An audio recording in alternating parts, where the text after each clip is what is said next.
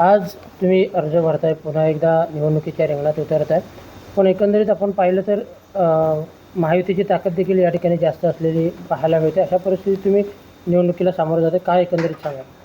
रायगड, रत्नागिरी, सिंधुदुर्ग या तिन्ही जिल्ह्यांची मिळून स्थानिक स्वराज्य संस्थांची निवडणूक लागलेली आहे. आज शिवसेना उद्धव बाळासाहेब ठाकरे पक्षाकडून मी उमेदवारी अर्ज भरत आहे. आदरणीय हिंदुहृदय सम्राट बाळासाहेब ठाकरे यांचा आशीर्वाद आहे.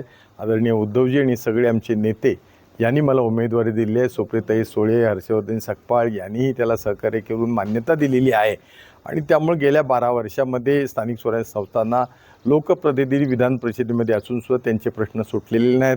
कोकणामध्ये विशेष करून आंबा बागायतदार आहेत, उत्पादक शेतकरी आहेत, काजू उत्पादक आहेत, मच्छीमार आहेत, ह्यांचे प्रश्न आज प्रलंबित आहेत. आणि त्याचबरोबर पंचायत राज व्यवस्थेच्या ह्या सगळ्या पंचायत समिती, जिल्हा परिषद, नगर परिषद, महानगरपालिका यांच्या कर्मचाऱ्यांचे, यांच्या विकास कामांचे, यांच्या आस्थापनांचे सुद्धा प्रश्न आज प्रलंबित आहेत.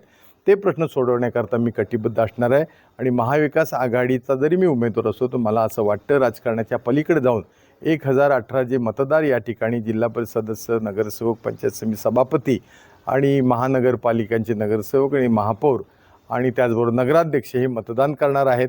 याच्या पक्षाचं कोणतेही चिन्ह नसल्यामुळं मतदान करताना निर्भीडपणानं ही सगळी मंडळी गेल्या अनेक 40 वर्षे माझी सहकारी आहेत, मार्गदर्शक आहेत.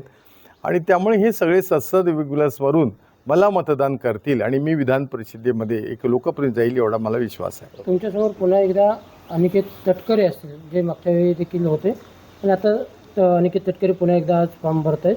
दुसरीकडे शिंदे शिवसेनेच्या